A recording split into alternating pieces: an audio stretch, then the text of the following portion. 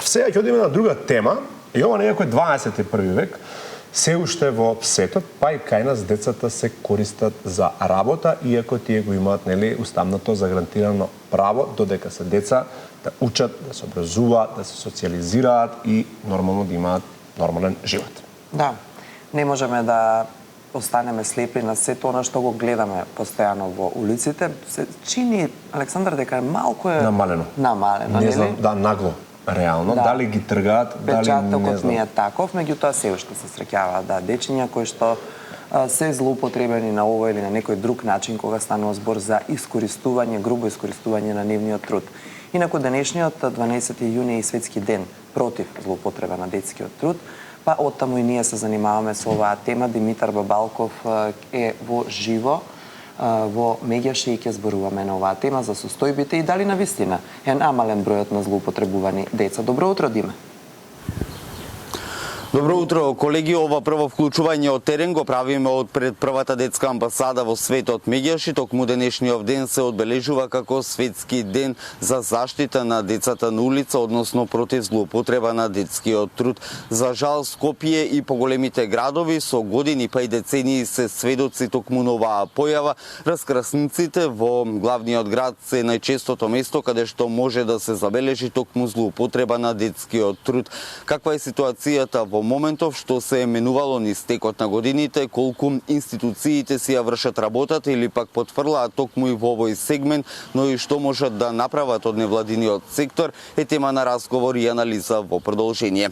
Добро утро за господин Нушков од детската амбасада Меѓаши. Денес е светскиот ден. Каква е ситуацијата во моментов во главниот град и во поголемите градови, вклучувајќи ги туристичките центри, бидејќи како што доаѓа летната сезона, нели, често се слуша и моментот дека се прави транзит токму на децата, на питачите, да се пренасочуваат токму во тие поголеми градови каде што има и поголема фреквенција на луѓе. Добро утро. За жал, состојбите не се многу променети. Важно е да напоменеме за јавноста дека кога говориме за злоупотреба на детскиот труд, тука не е само работата на нива, работата во фабрика или она што кај нас е највише забележливо, питачењето на улица, мијењето стакла, продавањето ситни предмети, како што рековте во туристичките центри е зголемена видливоста. Секако постојат и други форми на злоупотреба, постои трговија со деца, постои сексуална злоупотреба. Така да, генерално, може да кажеме дека има одредено подобрување во свеста кај јавноста во смисла да препознава, да покренува прашање, да пријавува. Меѓутоа, состојбите не се значително подобрени или променети, потребно е да се работи. Станува збор најчесто за семејства кај кои што трансгенерацијски се пренесува тој модел на однесување.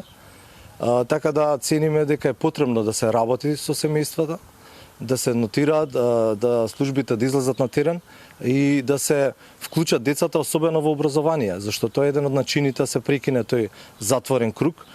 Сега да, се сложувам во летните месеци, децата не се на училиште и е полесно да бидат, посебно во семејствата каде што се случува таа злоупотреба, да бидат видливи на улица и да бидат користени како алатка да допринесат за семејниот буџет.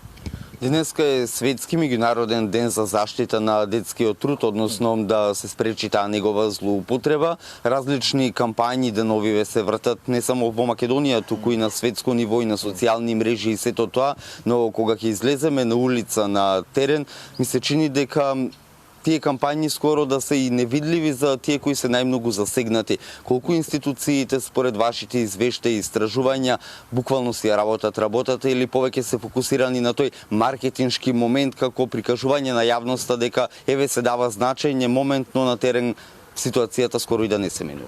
За жал, искуството говори дека имаме робусни и големи акции откога ќе се случи некоја трагедија, не треба да дозволиме се случи трагедија, или под притисок на јавноста.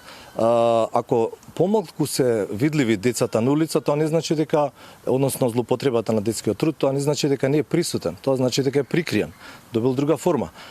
Така да треба координирано да работат институциите, особено социјалните служби, во детекција и во работа со родителите.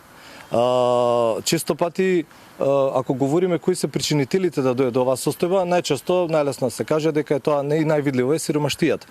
Меѓутоа, кога децата и немаат документи, не користат сервиси, не се вклучени, не се опфатени, често пати станува збори за семејства кои што се движат. Значи потребна е теренска работа, соработка меѓу институциите и нивно вклучување, бидејќи нема да дојде до позитивна промена доколку не се работи така.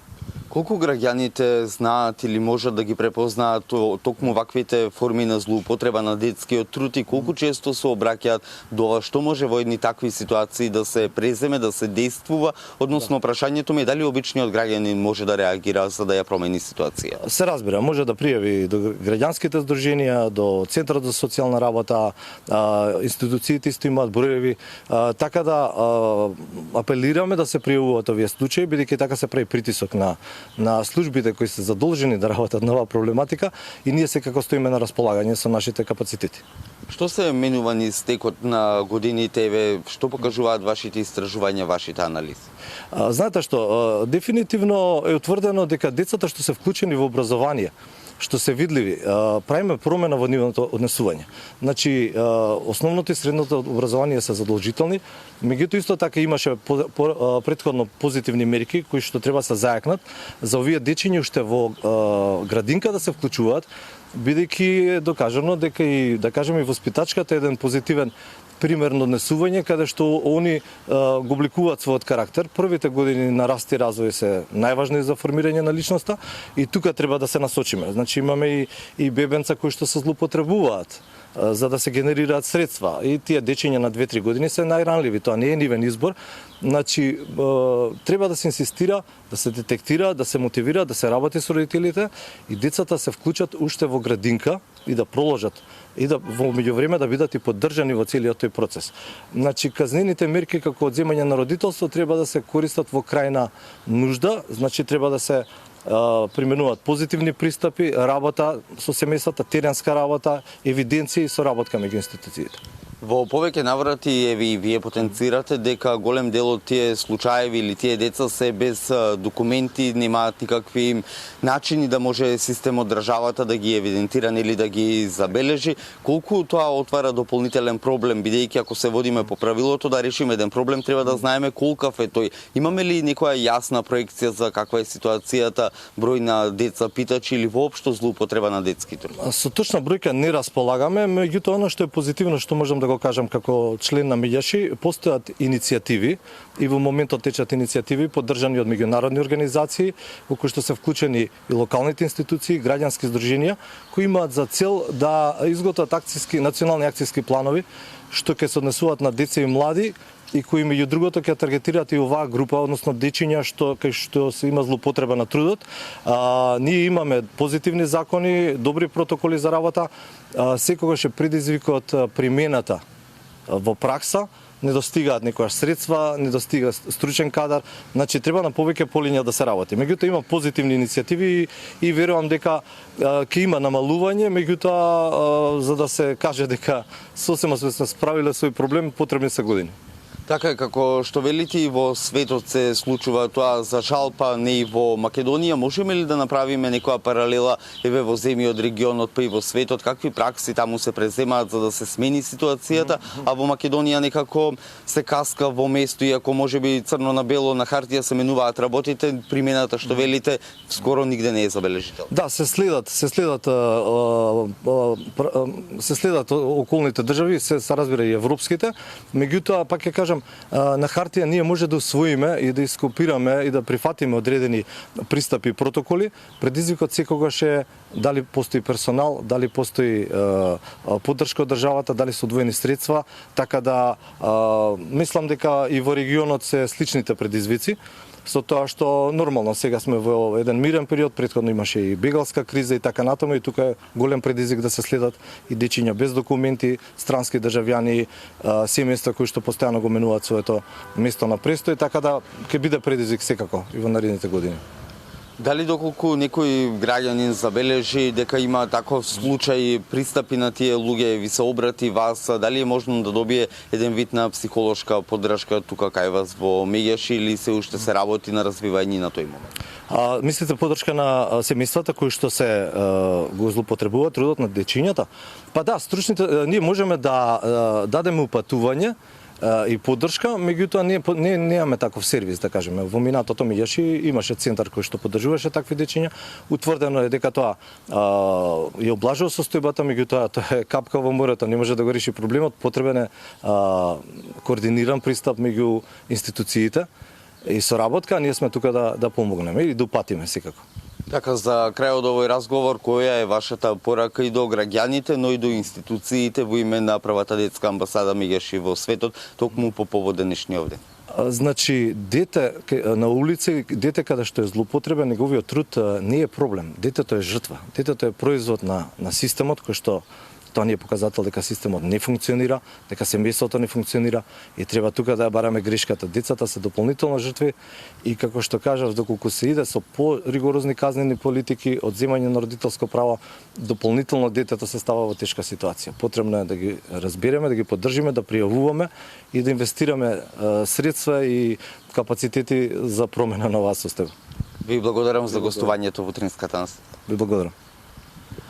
Почитувани, за крај можеме слободно да констатираме дека низ годините сме сведоци на бројни кампањи, бројни проекти поддржани од различни институции во светот, но ситуацијата на терен скоро и да не се менува.